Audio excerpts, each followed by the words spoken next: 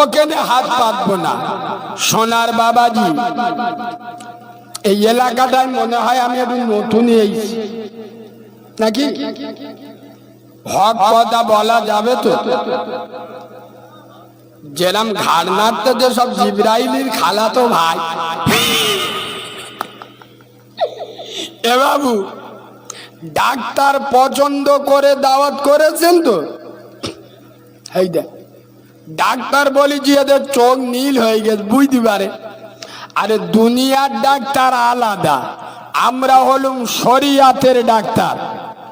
মাইকটা এরম হয়ে গেল, কাছে মাইক গলা কোথায় গেল? এদিক দেখান। দুনিয়ার ডাক্তার আলাদা, শরিয়াতের ডাক্তার। আমরা কিসের ডাক্তার? দুনিয়ার ডাক্তারের কাছে লোক রোগ নিয়ে যায়। কি রোগ? জ্বর, কাশি, সর্দি, প্যারালাইসিস, আপনার কারোর ব্রঙ্কাইটিস, কারোর টিবি হয়ে, কারোর ক্যান্সার হয়ে, কার পুঁদের মালা ভেঙে গেছে। হ্যাঁ না না, এই রোগের চিকিৎসা করে দুনিয়ার ডাক্তার। আমরা কিসের ডাক্তার বললাম? শরিয়াতের ডাক্তার। আমাদের কাছে রোগ কোনগুলো? আমরা কোন রোগের চিকিৎসা করি বলবো? বলবো? মদখোর, সুদখোর, গাঁজাখোর, পাত্তাখোর, চুল্লুখোর, বেনামাজি, বেরোজগার, বাম্মার ভাত দেয় না, বন্দর লোন, গ্রুপ লোন খায়, পরের মেয়ে দেখলি শোক মারে। এই রোগে স্পেশালিস্ট ডাক্তার হলুম আমরা। আয়াব্বা, আপনারা জ্ঞানী মানুষ দেখেছেন, ডাক্তার যখন ইঞ্জেকশন দেয়, ইঞ্জেকশন দেওয়ার আগে একটুখান তুলো নেয়। আরে হ্যাঁ না না, ওই তুলোটা আবার পানি ভিজিয়ে নিয়ে কি করে বলেন? ঠিক ধরে, জ্ঞানী লোক গো, আজরাইলির ভূত ভাই। ইঞ্জেকশন দেওয়ার আগে তুলো আর পানি দিয়ে, কেন? ওই জায়গায় তো মালটা গাঁথবে যাতে না রক্ত বেরোয়, যন্ত্রণা করে, ফুলে না যায়, তুলো আর পানিতে পড়ো। আবার কিছু কিছু ডাক্তার দেখবেন যাতে স্পেশাল করে গাঁথা যায়, ভালো করে চাম দিয়ে বেঁধে দেয়। হ্যাঁ না না, যাদের শিরাটা দেখে স্পেশাল করে গাঁথতে পারে। আমি তো শরিয়াতের ডাক্তার। মদখোরদের যখন ইঞ্জেকশন দেবো, সুদখোরের যখন টিটিনাস মারবো, বাম্মার অবাধ্য সন্তান যখন অ্যান্টিবায়োটিক চালাবো, এ মালগুলো আমার সুমো খাবে, ফাটবে, ওদের ভিতর দিয়ে জ্বলবে। যাতে না জ্বলে আমি প্রথমে একটু তুলো আর পানি দিয়ে ঘষবো, তারপর আমি আবার চাম দিয়ে ভালো করে বাঁধবো যাদের শিরাটা ভালো করে দেখা যায়। তার মানে বুঝতে পারেন, আমি প্রথমে একটা হাদিস বলবো, যে হাদিসটা শুনলে আপনাদের মনে মনে হবে হাদিস আমরা ইতিপূর্বে অনেকবার শুনিস। এবার আল্লাহর কি রে বাপ, নবীর মেম্বারে বসে বলছি, এমন জায়গায় গিয়ে বেঁধিয়ে দেবো চোখ বুলু হয়ে যাবে। শোনেন, মদিনার মসজিদ নববীতে আব্দুল্লাহর বেটা নূরে মোহাম্মদ আমেনার লাল রসুল খোদা পবিত্র রমজান মাসে জুমার দিনে খুতবা দিতে উঠছেন মদিনার মসজিদ নববীতে। একবার সুবহানাল্লাহ বলুন, একটু মিষ্টি করে সুবহানাল্লাহ বলুন। প্রথমে সুবহানাল্লাহ বলে নেন, একটু পর নাউজুবিল্লাহ বলতে হবে। আমি ওয়াজ কোথায় ঠেলে তুলছি আপনারা বুঝতে পারেননি। শুনে নেন, রসুল খুতবা দিতে উঠছে। আচ্ছা, আপনাদের মসজিদে 3টে ধাপ আছে না? দেখেননি? রসুল 3টে ধাপে 3বার পা দিলে 3বার আমিন বলে উঠলে। খুব গুরুত্ব দিয়ে শুনে, খুতবা হয়ে গেল, নামাজ হয়ে গেল, সাহাবা হুজুররা আদর করে জড়িয়ে ধরেছে, ইয়া রাসূলুল্লাহ, ইয়া হাবিবাল্লাহ, নবী হুজুর আপনি ইতিপূর্বে বহুবার খুতবা দিয়েছেন, ইতিপূর্বে বহুবার নামাজ পড়িয়েছেন, আজকের এই যে তিনবার এসটা আমিন বললেন, এ তো কোনোদিন বলতে শুনিনি। নবী উত্তর দিচ্ছেন, বাবা আমি যখন প্রথম ধাপে পা দিই হযরত জিবরিল আমিন এসছে। কে এসছে আব্বা? হযরত জিবরিল আলা নবীনা আলাইহিস সালাতু ওয়াস সালাম এসে বদদোয়া করছে। কি করছে? আবার বলছি, ভাষা লক্ষ্য করে শুনুন। গাল হাক ওয়াজ শুনবে, গালে মশা ঢুকে যাবে। বুদ্ধি করে ওয়াজ শুনুন, বুঝে ওয়াজ শুনুন। কে বদদোয়া করছে? জিবরিল। কি বদদোয়ার ভাষা? আমার ভাষার দিকে লক্ষ্য করুন। হযরত জিবরিল বলছেন, ইয়া রাসূলুল্লাহ, ইয়া হাবিবাল্লাহ নবী, আপনার উম্মতের ভিতরে, আবার শুনুন হুজুর, আপনার উম্মতের ভিতরে ওই সমস্ত উম্মতে মুহাম্মাদিরা ধ্বংস হয়ে যায়, বরবাদ হয়ে যায়। আল্লাহ লানত পড়ুক ওদের উপরে, আল্লাহর গজব পড়ুক ওদের উপরে। কাদের উপরে? হুজুর, যারা পবিত্র রমজানের মতো রহমত, মাগফিরাত, নাজাতের মাস পেয়েও নিজেদের গুনাহগুলো ধুয়ে মুছে পরিষ্কার সাফ করে নিজেদের নসিবটা না পাল্টে নিতে পারলো, ওদের উপরে আল্লাহর গজব পড়ুক। নবী বললেন আমিন। আয় আব্বা, হযরত জিবরিল বদদোয়া করছে, নবী আমিন বলছে, এ বদদোয়া মিস যাবে? এই উত্তর বেলেগাছির মুসলমানের বাচ্চারা জবাব চাই, জবাব দাও। সেদিন জিবরাইলের বদদোয়া ছিল কাদের বিরুদ্ধে? ইংল্যান্ডের খ্রিস্টানদের বিরুদ্ধে। কথা বলে না কেন? ইসরায়েলের ইহুদিদের বিরুদ্ধে। কাদের বিরুদ্ধে? মুসলমানদের বিরুদ্ধে, উম্মতে মুহাম্মাদীদের বিরুদ্ধে। এখনে বুঝছেন না ওয়াজ কোথায় পাক মারবো? তার আগে একটা কথা বলি, আমাদের জনজন মধ্যরা যারা বসে আছে না, সব ওষুধ মাল বসে। ঈদ হয়ে গেছে, 1 মাস হয়ে গেছে। আল্লাহর কি রে বাপ, এখন এদের চুলের দিক তাকাতে পারবেন না। চাচা বালের বাপ মোরগ কাটি চুল কেটেছে, ওর বউ থেকে চোখ গুলু হয়ে গেছে। এ হ্যাঁ না না, মানে শালা গোড়াইতে ফের চেংড়া হবে, বুঝতে পারছেন না? এ বাবু, আমি নবীর মেম্বারে বসে বলছি, এই দেখে আমাদের মুসলিম ছেলেরা ঈদ উপলক্ষে যে চুল কাটে, চুলের যা স্টাইল হয়, শয়তান তো দূরের কথা, ফেরেশতাদের চোখ হলুদ হয়ে যায়। চলে গেল মোড়ের ওপর, বেলেগাছির মোড়ে, এই সচিন এদিকটা সব কেটে তুলে দি, মানে এই এলাকাটা গরিব কি শুলি, এই এখানে বলতে দিয়ে করি এই দেখি সবচেয়ে সে মাল উড়িয়ে দে, মানে এই এলাকাটা অনাথ বামমানি। আর মাঝখানে গোড়াগড় মদ্যদের মদ্য মোরগ দেখেছো?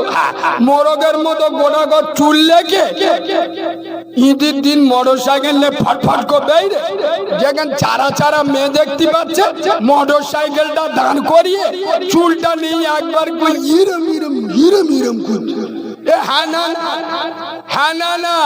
মেয়েরা মনে মনে করতে যে এই হিজড়ে না মধ্য রে, এ তো বোঝা যাচ্ছে না। এ বাবু, এরা মনে মনে করছে আমি পাগামি করতে এসছি, না, এটা হাদিস বলেছি, তোমার ধরার ক্ষমতা নাই। একটু রং চঙে করে বললাম যাতে বুঝতে সুবিধা হয়।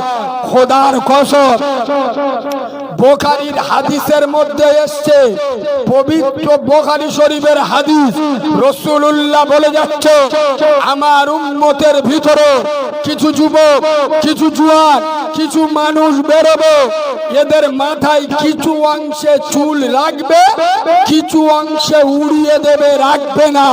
এই মাথার উপরে আল্লাহর লানত, আল্লাহর গজব পড়বে।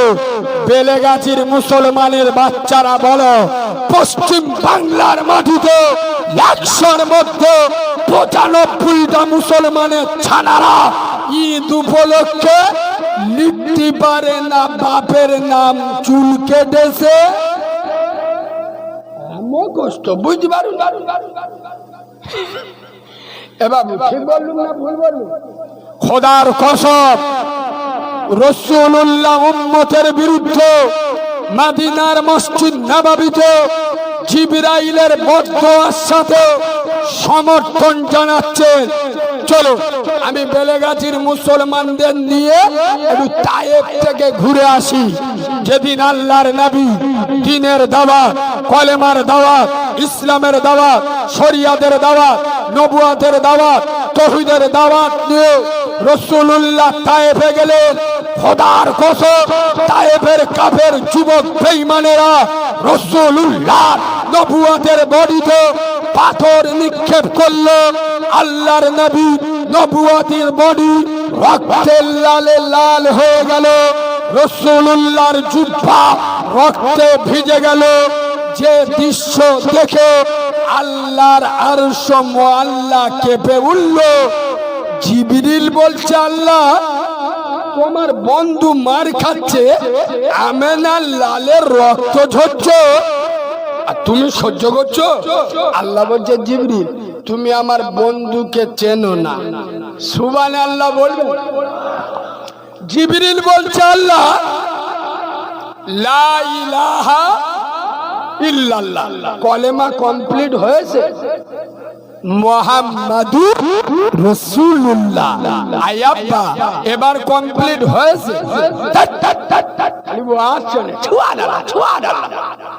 আন্দাজি মান যেখান সেখান সুবহানাল্লাহ বলে। সাল্লাল্লাহু আলাইহি ওয়াসাল্লাম এবার কমপ্লিট হয়েছে না হয়নি? খোদার কসম, যে নবীর নাম না নিল কলেমা কমপ্লিট হয় না। যে নবীর নামটা স্বয়ং আমার রবের সাথে জোড়া, জিবরিল বলছে, আল্লাহ সেই নবী মার খাচ্ছে, কুরাইশ বংশ আব্দুল্লাহর বেটা রক্ত ঝরছে, আর আপনি সহ্য করছেন? আল্লাহ বলছে, জিবরিল আমার বন্ধু মার খাচ্ছে, এ তো দেখছি যে আমার তো তোমার মায়া বেশি লাগবে, তা কাজ করো, যাও যাও যাও, আমি আল্লাহ পারমিশন দিচ্ছি, যাও তোমার যা করার আছে করো। তবে জিবরাইল খবরদার, যা করবে একবার আমার বন্ধুকে জিজ্ঞেস করে করবে। সুবহানাল্লাহ বাড়ি গিয়ে বলবে, আর একটু মিষ্টি করে বলো, আরে আল্লাহ তার বন্ধুকে চেনে না। আল্লাহ বলছে, জিবরিল পড়ে গেল,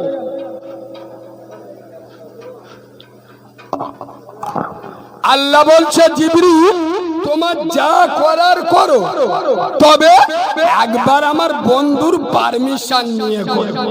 আর একবার সুবহানাল্লাহ বল, এরকম গুরুত্ব দিয়ে শুনুন, মজা পাবেন। খোদার কসম, হযরত জিবরিল গিয়ে বলছে, ইয়া রাসূলুল্লাহ একবার বলেন আপনার রক্ত মাখা বডি আমরা আরশ মুআল্লা থেকে সহ্য করতে পারি না, ও নবী আমরা ঠিক থাকতে পারি না, আপনি একবার বলেন তায়েফে কটা দুধ খা মায়ের লাল, এরা কিরম হারমাদ বাহিনী, ক্যাডার বাহিনী, এরা কেমন গুন্ডা মাস্তান দাদা হয়েছে, আপনি শুধু একবার বলে চতুর্দিক দিয়ে পাহাড় দিয়ে মশার মতো পিষে মেরে দেব। এ উত্তর বেলেগাছির মুসলমানের ছানারা, মুসলমানের বাচ্চারা, জবাব চাই, জবাব দাও, জবাব তোমাদের দিতে হবে।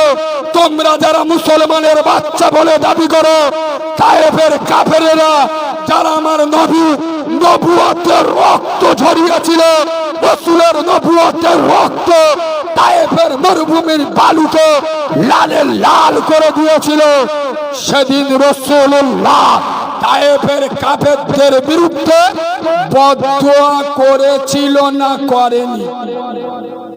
আর শুনদি ভাই করেন, করেন ভালো করে করেন, সর্বনাশ। এবার ভালো করে বুঝুন, তায়েফে যারা নবীকে আঘাত করেছিল, ভাই আমার বন্ধুবর, আপনাদের এলাকার সন্তান, আপনাদেরই রক্ত, আমার খুব ভালোবাসার মানুষ, জলসা থেকে নয়, আমার সঙ্গে বহুত দিনের সম্পর্ক। আল্লাহ যেন ওর বাংলার সব থেকে বড় বক্তা বানিয়ে দেয়, বলুন আল্লাহুম্মা আমিন। এ বাবু, আপনাদের এলাকার ছেলে, আপনারা খুশি নয়? আমি আমার মনের ভিতরে আমি অন্য লোক, উনি যদি বড় বক্তা হয়, মানে আব্দুল সালাম আমিনী ভাই, আচ্ছা আপনারা বলুন, আমার কোনো ক্ষতি হবে? আল্লাহ আমার কেটে ও দেবে? দিল অত ছোট করেন কেন? আল্লাহর অফুরন্ত ভান্ডার, দোয়া করবেন, প্রথমে হাত তুলে বলবেন, আল্লাহ আমাদের পাড়ায় করিমের বেটা খুব গরিব, আল্লাহ ওরে টাকা পয়সা দাও, সুবহানাল্লাহ বলবেন না? আল্লাহ আমাদের জলিলের মা শরীর খুব খারাপ, ও সুস্থ বানিয়ে দাও। আমি নবীর মেম্বারে বসে বলছি, আগে আল্লাহ আপনার দেবে, তারপরে ওদের দেবে। দিল বড় করুন, দিল উদার করুন। আল্লাহর এমন একটা ভান্ডার, সে ভান্ডারে কোনোদিন কমি।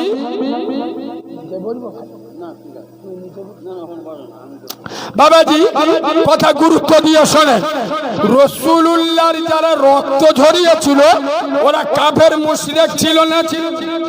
তাহলে রাসূল ওদের বিরুদ্ধে বদদোয়া, আমার সঙ্গে কথা বলুন, বদদোয়া করেনি? মদিনার মসজিদ নববীতে কাদের বিরুদ্ধে বদদোয়া করছে? কথা বলে না? কাফেরদের বিরুদ্ধে বদদোয়া করলো না, উম্মতের বিরুদ্ধে বদদোয়া করলো। ওয়াজ কোথায় পাক মারছি বুঝতে পারছেন তো? কোন উম্মত? যে উম্মতের জন্য একটা দুটো নয়, চার চারটে দান মোবারক শহীদ করলো। কোন উম্মত? যে উম্মতের জন্য নবুয়তের মাথা ফাটালো। কোন উম্মত? যে উম্মতের জন্য নবুয়তের রক্ত ঝরালো। কোন উম্মত? যে উম্মতের জন্য দিনের পর দিন পেটে পাথর বেঁধে না খেয়ে রইল। সেই উম্মতের বিরুদ্ধে বদদোয়া করলো, কাফেরদের বিরুদ্ধে বদদোয়া করলো না। কেন? বলুন। সারা জীবন ভর ওয়াজ শুনছেন তো, সল্লু আলা সল্লু আলা। ফেরেশতারা বলে আমরা ক্যানিং এ আসি, তোরা সালা, তোরা মালগুলো আলাদা, এখানে বসে হয়েছে সব আল্লাহর ওলি। এ বাবু, আপনারা জানেন কি জানি না, রোজার আগের দিন আমার গোলা নাকের অপারেশন হয়েছিল, মারাত্মক অপারেশন, কলকাতার অ্যাপোলো হসপিটালে। আমি এক মাস পুরো রমজান মাসে কথা বলিনি, বাড়িতে ওই মোবাইলে লিখে, খাতা কলমে লিখে, ইশারায় ইশারায় কথা বলতাম। আমার নিয়ত ছিল ঈদের দিন থেকে জলসা করব। 30টা রোজা দুপুর বেলা আমি চিন্তা ভাবনা করলু, এক মাস তো কথা বলিনি, আর হঠাৎ কালকে যদি ওয়াজ করতে গিয়ে সালাম দি মাইকি উঠে, আর মাল যদি মুখতে না বেরো, বুঝতে পারেন? এক মাস যে লোক চুপ আছে, সে লোক যদি কেউ হঠাৎ কথা বলে, আর কাঁপাইতে যদি কথা না, আমি কি করেছি, 30টা রোজা দুপুরের পরেতে আস্তে আস্তে কথা বলা শুরু করি। সবেন কথা বলা ধরেছি, হাওড়া জেলা যারা ফোন করেছে, আসসালামু আলাইকুম কালিমুল্লাহ ভাই, একটা দাওয়ান দেবেন, কতারিখ উমুক তারিখ, আপনার বাড়ি কোথায়, উমুক জায়গা। আমি দেখি মালটা দেন কিছু একটা চিপ উঠছে, আগো খেয়ে খেয়ে ফোন করলি বোঝা যায় না, যায় না। আরে আব্বা কি খাচ্ছ, বাপ ভাত খাচ্ছ? বলে না না, আমি তো ভাত 12টার সময় খেলি, এখন কি চিবুচ্ছ? বলে বিমল চিবুচ্ছি। কত বড় বাঁদরের বাচ্চা, ও মনে মনে করেছে কারিমুল্লাহ অন্য অন্য মোল সাহেবের মতো। এই চিডিংবাদের বাচ্চা, যে ভাষা কারিমুল্লাহ জেহাদি বলে, বাংলার কোনো বক্তা বলে না। বাংলার বক্তারা যেটা বলতে ভয় পায় সেটাই আমি বলি। এ যন্ত্র আলাদা, কারণ রেজেকের ফাইসালা হয় আসমানে জমিনে নয়। কে মদখোর সুদখোর বাম্মার ভাত দেয় না, দাঁড়িয়ে পাইপ ধরে স্টার্ট মারে। তোদের খুশি করার জন্য আমি এখানে আসিনি, তোর বাপকে খুশি করার জন্য এই নবিয়ানা মেম্বারে বসিনি, আল্লাহকে খুশি করার জন্য কথা বলি। আমি বলেছিলাম বাঁদরের বাচ্চা ফন্ডাত, এই ফন্ডাত, রমজান মাসের শেষ দিন আমাদের হৃদয় কাঁদছে। আগামী বছর রমজান পাবো কি জানেন? শেষ রোজাটা রাখতে পারলি না, মুনাফিকের মতো খাচ্ছিস। আর তুই দাউদ করে আমার ফোন কর, দাউদ দিবি। তোর মতো চিটিং বাজে জলসায় আমার মতো মৌলবীকে ওয়াজ করবে। ফোনটা তাড়াতাড়ি কেটে দে, জানে এ মালের দে বিশ্বাস খেলা কোথায় কি বলে তা ঠিক নেই, বুঝতে পারেনি? এ বাবু, খোদার কসম নবিয়ানা মেম্বারে বসে বলছি, আপনাদের মসজিদের যোগ্য ইমাম সিরাজ ভাইকে জিজ্ঞেস করুন, এই রমজান মাসে রোজার ভিতরে আমাদের মধ্য ছেলেরা, চেংড়া ছেলেরা তারা বিপত্তি আছে, ওপরে ঠেলে উঠতে পিছনে চলে আসে। তা মোল্লা সাহেব বলতে, ধারে তোরা ধেড়ে ধেড়ে মধ্য ইমামের পিছনে থাকবি, ওপরে উঠতিস গার পিছনে যাচ্ছি, বলে একটু হাবাতা যাতে লাগে।